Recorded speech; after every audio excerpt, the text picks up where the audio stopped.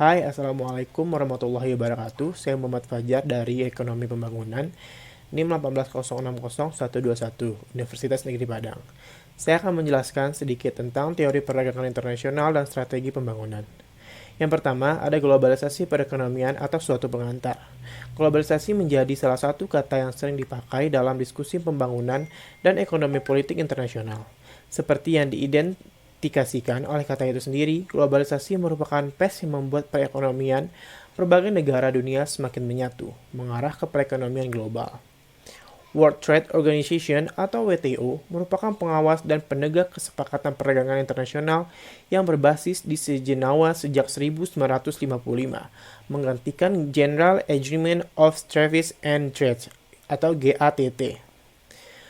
Bagi sebagian orang, istilah globalisasi menyiratkan peluang bisnis yang menarik, pertumbuhan pengetahuan dan inovasi yang lebih cepat dan transfer pengetahuan ke negara berkembang yang mendorong pertumbuhan yang lebih cepat, atau prospek sebuah dunia yang terlalu bergantung satu sama lain sehingga mereka enggan untuk saling berperang. Namun, bagi sejumlah orang lain, globalisasi menimbulkan keprihatinan yang serius bahwa ketimpangan dapat bertambah baik antar negara maupun dalam negara, bahwa degradasi lingkungan akan semakin cepat dan bahkan sejumlah penduduk dan wilayah akan semakin jauh tertinggal. Yang kedua, ada perdagangan internasional yang beberapa isu penting. Yang pertama, ada 5 pertanyaan dasar mengenai perdagangan dan pembangunan, yaitu bagaimana cara perdagangan internasional mempengaruhi tingkat struktur dan karakter pertumbuhan ekonomi. Yang kedua, bagaimana cara perdagangan merubah distribusi pendapatan dan kekayaan dalam suatu negara dan di antara beberapa negara. Yang ketiga, dalam kondisi apa perdagangan dapat membantu negara mencapai tujuan pembangunannya. Yang keempat, dapatkah negara berkembang secara mandiri menentukan seberapa banyak perdagangan yang dilakukan, atau produk atau jasa apa saja yang bisa dijualnya? Lalu ada Miminggat, adanya pengalaman masa lalu, apakah sebaiknya negara berkembang menerapkan kebijakan yang berorientasi keluar, ke dalam, atau paduan keduanya, misalnya dalam bentuk kerjasama ekonomi regional dan kebijakan ekspor strategis? Jelas saja, jawaban dari semua pertanyaan tersebut tidak akan seragam dan beragam perekonomian di negara berkembang. Landasan ekonomi bagi perdagangan internasional bersandar pada kenyataan bahwa setiap negara memiliki anugerah sumber daya, referensi dan teknologi, skala ekonomi, lembaga sosial ekonomi, serta kapasitas pertumbuhan dan pertumbuhan yang berbeda. Tentu saja, hal tersebut juga berlaku bagi negara berkembang. Yang kedua, ada arti penting ekspor bagi negara berkembang. Negara-negara berkembang biasanya lebih bergantung kepada perdagangan dari negara-negara maju. Namun, sebagai satu kelompok, pendapat nasional negara-negara dunia ketiga ternyata lebih bergantung pada perdagangan internasional, dilihat dari mangsanya dalam pendapatan nasional mereka ketimbang negara-negara maju. Yang ketiga, elastisitas permintaan dan instabilitas pendapatan ekspor. Elastisitas pendapatan terhadap permintaan untuk produk primer relatif lebih rendah. Persentase kenaikan permintaan terhadap produk pertanian primer oleh para importir akan naik dalam jumlah yang kecil dibanding dengan GNI mereka. Namun, untuk bahan bakar dan bahan baku tertentu, elastisitas pendapatannya relatif tinggi. Konsekuensinya, ketika pendapatan meningkat di negara kaya, permintaan mereka terhadap produk pangan dan bahan baku dari negara berkembang meningkat secara lambat, sedangkan untuk produk manufaktur meningkat secara cepat. Instabilitas pendapatan ekspor adalah fluktuasi besar dalam pendapatan ekspor komoditas negara berkembang yang akibatnya rendahnya harga dan elastisitas pendapatan atas permintaan yang menghasilkan pergerakan yang tak menentu dalam harga ekspor. Lalu ada nilai tukar dan perdagangan hipotesis Prebisch-Singer. Nilai tukar perdagangan komoditas adalah rasio harga rata-rata ekspor suatu negara terhadap harga rata-rata impornya. Hipotesis Prebisch-Singer merupakan argumen yang menyatakan bahwa nilai tukar perdagangan komoditas bagi ekspor produk primer negara berkembang cenderung menurun dari waktu ke waktu. Yang ketiga, ada teori tradisional tentang perdagangan internasional.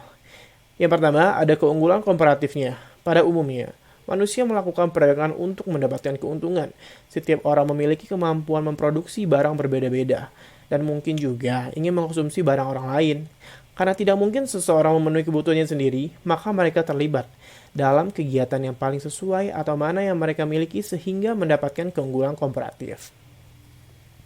Lalu, ada anugerah faktor relatif dan spesialisasi internasional atau model neoklasik. Teori keunggulan komparatif klasik mengenai perdagangan bebas merupakan model statis yang sangat didasarkan pada suatu faktor produksi atau biaya tenaga kerja dengan pendekatan spesialisasi utuh untuk menunjukkan keuntungan dari perdagangan. Yang keempat, ada kritik terhadap teori perdagangan bebas internasional dalam konteks pengalaman negara berkembang. Ada 6 asumsi dasar dalam model perdagangan neoklasik tradisional yang perlu dicermati. Yang pertama, seluruh sumber daya produktif yang ada di setiap negara bersifat tetap dalam hal jumlah dan konstan, dalam hal kualitas serta diberdayakan sepenuhnya. Teknologi produksi bersifat tetap, atau modal klasik, atau serupa dan tersedia secara bebas bagi semua negara, atau model anugerah faktor.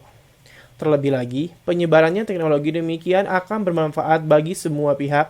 Selera konsumen dianggap tetap dan tidak terpengaruh oleh pengaruh produsen. Prinsip kedaulatan konsumen internasional berlaku.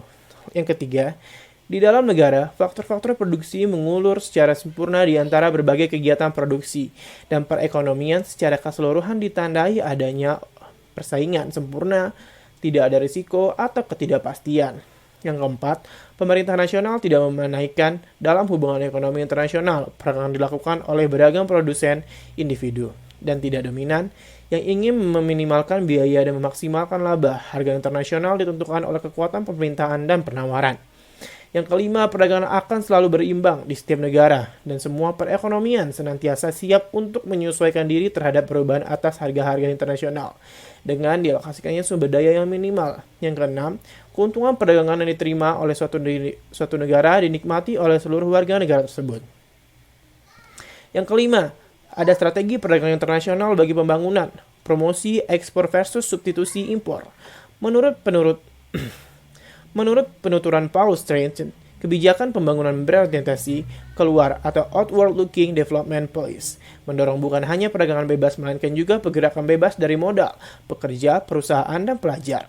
Perusahaan multinasional dan sistem komunikasi terbuka. Sebaliknya, kebijakan pembangunan berorientasi ke dalam atau inward-looking development policy menekankan perlunya suatu negara untuk membentuk pola pembangunan mereka sendiri dan menentukan nasib sendiri. Hal ini berarti terdapat substitusi impor, yang itu upaya untuk mengganti impor barang konsumen dengan mendorong kemunculan dan perluasan industri domestik. Lalu ada promosi ekspor, upaya pemerintah untuk memperbesar volume ekspor negara melalui peningkatan intensif ekspor, mengurangi disinsentif dan sarana lain dalam rangka menghasilkan lebih banyak valuta asing dan memperbaiki transaksi berjalan dari neraca pembayaran negara atau untuk mencapai tujuan lain. Atas latar belakang tersebut, kita sekarang dapat mengamati isu promosi ekspor berorientasi keluar versus substitusi impor berorientasi ke dalam secara lebih mendetail dengan menerapkan 4 kategorisasi berikut. Yang pertama, kebijakan berorientasi keluar untuk produk primer, mendorong ekspor produk pertanian dan bahan baku. Yang kedua, kebijakan berorientasi keluar untuk produksi sekunder atau mendorong ekspor produk manufaktur. Yang ketiga, kebijakan berorientasi ke dalam untuk produk primer atau kemandirian pertanian. Yang keempat, kebijakan berorientasi ke dalam untuk produk sekunder atau kemandirian komoditas manufaktur melalui substitusi impor. Lalu terdapat berbagai macam strategi industrialisasi yang berorientasi ekspor dan integrasi ekonomi sektor-sektoran. Selatan-selatan. Yang pertama, promosi ekspor berorientasi keluar dan menghadapi hambatan perdagangan. Yang kedua, perluasan ekspor produk manufaktur. Yang ketiga, subsidi impor, berorientasi ke dalam tetapi juga masih berorientasi keluar. Yang keempat, strategi industrialisasi atau IS. Yang kelima, nilai tukar valuta asing, pengendalian nilai tukar dan keputusan devaluasi. Yang keenam, optimis dan pesimis perdagangan. Yang keenam, ada pendekatan strategi industrialisasi terhadap kebijakan ekspor. Sejak pertengahan 1980-an, arena pemilikan penting lain telah muncul terkait dengan hubungan antara perdagangan dan pembangunan. Pendekatan strategi industrialisasi atau industrialization strategy approach merupakan pandangan yang berorientasi keluar dan optimis mengenai pembangunan yang didorong oleh ekspor tetapi masih memandang penting peran aktif pemerintah dalam mempengaruhi jenis dan prioritas ekspor. Ketika suatu negara ingin memproduksi lebih banyak produk canggih sehingga memberikan nilai tambah. Lalu pendekatan strategi industrialisasi pada awalnya merupakan suatu studi empiris, tetapi telah berkembang menjadi sebuah teori untuk menjelaskan mengapa strategi intervensionis atas ekspor dapat mempercepat pertumbuhan dan memperbaiki hasil pembangunan ketimbang pendekatan perdagangan bebas semata. Teori yang dikembangkan dalam pendekatan ini berfokus pada mengidentifikasikan dan penggunaannya ke dalam pasar. Lalu yang ketujuh, ada perdagangan selatan-selatan dan integrasi ekonomi. Salah satu varian dari hipotesis perdagangan selatan-selatan adalah bahwa negara-negara berkembang sebaiknya melakukan lebih dari sekedar perdagangan yang lebih besar satu sama lain dan beralih pada integrasi ekonomi atau economy integration. Integrasi ekonomi terjadi ketika sejumlah negara dalam wilayah yang sama bergabung untuk membentuk uni ekonomi atau economy union atau blok perdagangan regional atau regional trading block dengan menciptakan hambatan tarif terhadap produk-produk dari negara non-anggota sembari membebaskan perdagangan antar anggota. Dalam terminologi integrasi ekonomi, negara-negara perdagangan antar anggota. Negara-negara yang menggunakan tarif eksternal bersama sembari membebaskan perdagangan internalnya dikatakan telah membentuk suatu wilayah pabean tunggal atau custom union. Apabila tarif eksternal telah negara-negara luar berbeda antar negara anggota sementara perdagangan internal tidak dikenai tarif apapun, negara-negara ini dikatakan telah membentuk kawasan perdagangan bebas atau free trade area. Terakhir, suatu pasar bersama atau common market memiliki seluruh sifat internal bebas atau bebas tarif ditambah dengan pergerakan bebas tenaga kerja dan modal di antara negara-negara mitra perdagangan. Yang kedelapan, ada kebijakan perdagangan negara-negara maju, perlunya informasi dan konsistensi terhadap tekanan proteksionis baru.